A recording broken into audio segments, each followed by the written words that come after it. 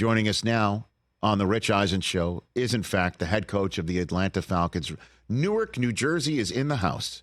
Head coach Raheem Morris here on the Rich Eisen Show. How you doing, Raheem? Rich, I couldn't be better. And you are the king of the dramatic pause right there. Listen to that intro. Is that right?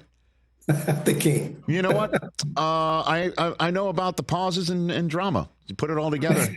You know, I also grew up on the other side of exit 13 of the New Jersey Turnpike. I'm a Staten Islander. That I know. My time at Hofstra, everybody knew driving through Jersey, coming across and the Gotham's Bridge to head up to. That's right. I'd have to pass your statue every day. So. Yeah, my statue outside of my high school. It'll be somebody being benched. Hey, so what can you tell me about your interview process?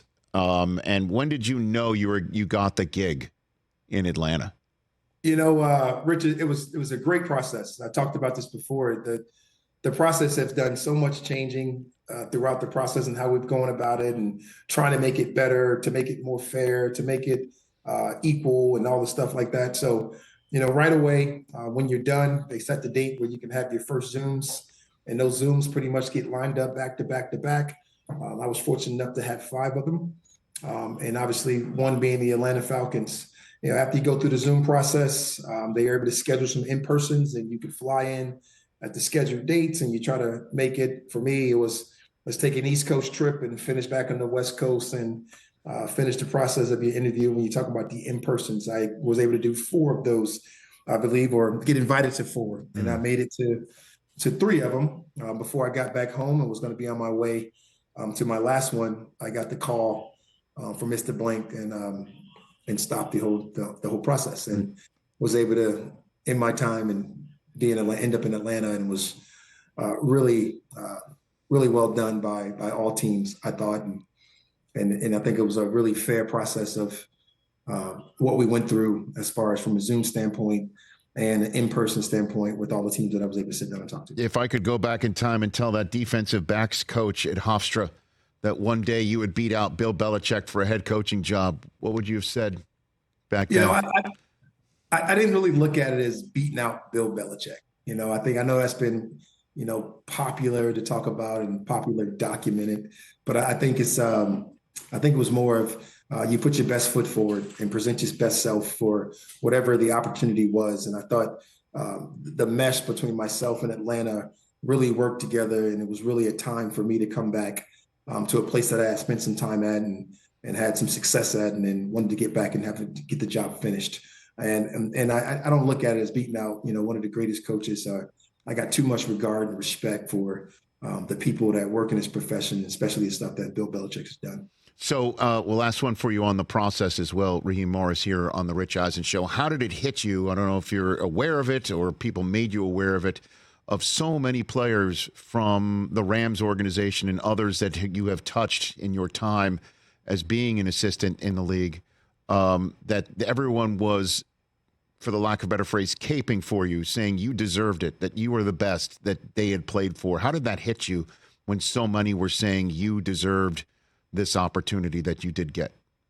You know, Rich, I didn't really get it right away because I'm not on social media as not as driven on social media as you are, but I did get it secondhand from a lot of people on what was being said, you know, from the likes of Jalen Ramsey and some of the other people that talk. But it really touches you because you just want to see the people. You see the people that you've affected after you're going through the process of coaching them on all walks of life, whether it be on offense, whether it be on defense, whether it be with just everyday life skills, something you help them with. All of the people that was able to comment and that did that, I thought was outstanding, including some of your colleagues from TV and just being able to deal with you guys from a steady basis, from being a defensive coordinator or being a one-time head coach in this league, and knowing the people that you're talking to. So I thought that was really special to hear people talk about you that way. Raheem Morris, the head coach of the Atlanta Falcons, joining me here on the Rich Eisen Show. What are you willing to share about your quarterback plans? You know, it's been rehearsed a bunch of times right now, but let's be honest with you. You know, we are definitely in the quarterback hunting business, and we got to go out. We got to find ways to acquire them. You know the ways we can do it with free agency, the trade, or the draft. We're going to have an aggressive plan. on whatever that is, whether that be aggressive movement in free agency or whether that's an aggressive move in our draft, whether we going up, going back, staying put, whatever the case may be. But we want to have that type of mentality to go out there and find our guy to give us long-term success. And the thing I tell you also, Rich, is we've done a nice job of, acquiring a bunch of coaches with a lot of quarterback experience. When you're talking about Zach Robinson, TJ Yates, Ken Zampese, DJ Williams, KJ Black, you're talking about Chandler Whitmire, and some of those different guys that have coached different quarterbacks around this league at different points of their career in order to get opinions in the room for the decision makers to allow them to make decisions. So I feel really good about our process that we're going through right now currently. And I feel good about the prospects of whether it be pick A, pick B, pick C, or whatever the case may be, that we can find a guy that's right for us. So then what will a prospect that you interview in Indianapolis find when they walk into the Atlanta Falcons meeting room for their 15 minutes? Walk me through what you're going to put them through so you can tire kick them appropriately. I think it's a little further than that, Rich. As you know, like these guys are all coached up now, right? For these 15 minutes. That's why I'm asking, like, how are you going to throw them off? You want to get the real in your 15 minutes, And you don't want to go super dramatic in these moments and right. End up on your show for doing something the wrong way. No, by the way, just understand this. I'll push back here. Winding up on my show is a good thing. Okay? You understand? No, Rich, on your show, yes. It's a good thing, particularly with some of the things that I know you represent. Thank you. And some of the stuff that you've helped with the Run Rich Run and all that type of stuff. But you're kind. But yes, those 15 minutes are really to get a guy's personality out. What you got to really trust and rely on, and you got to build this trust over time, is what the gathering information has come even before this moment, right? And you want to just see people be honest. You want to see people be able to communicate, be open, be deliberate about their intentional goals and things of that nature. But realistically, some of the work and some of the background things, whether the guy fits with you or not, is already done and behind the scenes. And the people that we never know would be talking about us in these settings. So, a lot of those things will be done. Some of those envelopes won't have to be pushed in that 15-minute interview. Right. Some of those things will be done in different settings, and you get the real out of people when they're going through some of the adverse times with the people that they went through in their past. So then, writ large, then what are you looking for? What do you want to see? What are you hoping to elicit then? You want people to come in and be honest, and you want to hear honest assessments of themselves. You like to hear honest evaluation of points about themselves to give you some little self-awareness about who they are and what they are.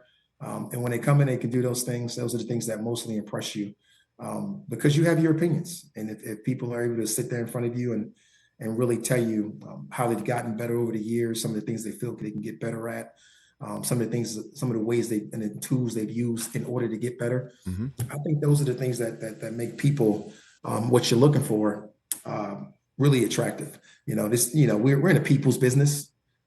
It'd be no different. That will never change. So you're looking for good people. And what will the Falcons, in your estimation, look like? What can you tell fans who are wondering what the Raheem Morris Falcons will look like and how it might be different from the previous iteration of the Falcons? You really don't have to even get into what the previous iterations of the Falcons are. You more want to talk about what it's going to look like for us. Yes. And how we're going to follow our fundamental plan of our pillars and how we want to set those things up and how we want to move into the direction of winning football games. And really what we want to establish is a sustainable winner. And we want to establish that in a way where we could be competitive at the highest ranks at the end of the season, into January, into February, and moving into those games that we all want to play in. And I just believe those are the things that your fans want. Those are the things that you want from an ownership group. Those are the things that you want from everybody in our building.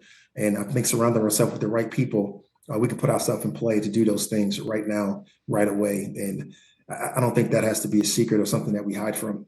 Before I let you go, Coach, what's the most freakish thing you've ever seen Aaron Donald do? Oh, man. Aaron is a special human, but probably some of the more freak things that you see them do have occurred in the weight room. To watch him lift weights and to watch him be able to go through what he puts himself through when he works himself out, in order to prepare for what we see on Sundays is very special. I don't know anybody that works or studies as hard as him. I don't know anybody that's smart and has the detail element of his game that he has. And I probably shouldn't be talking on him, but just based on the fact that I just coached him, I think I'll get a pass. No, I know that, and that's why I'm asking. Like, did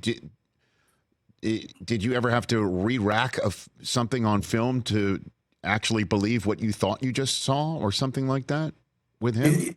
That happens daily, right?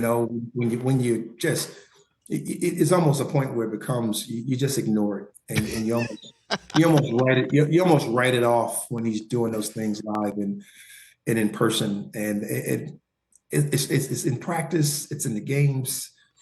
It's in the meeting rooms. It's every day how he moves and how he walks in life. He is a very special human. All right, and then last one for you. Your favorite Sean McVay story. What do you have? There's plenty of those as well, but there's no better story than after the Super Bowl. The game was over. Everything is happening. The confetti is falling, and somehow Sean and I ended up in his office, and just probably one of the more special moments of my career. Just us two. I was started, and it turned into Cooper Kupp, Matthew Stafford, Reggie, our ownership group, people from the building, and the picture that we still have in our phones from how that thing started and how it built up to and what it built into is a very special moment for myself, and I know for him. So you mean you were just sitting in his office, after the confetti had dropped, and then everybody's going nuts. The confetti's falling down. Right. There's a full-blown party in our locker room going on.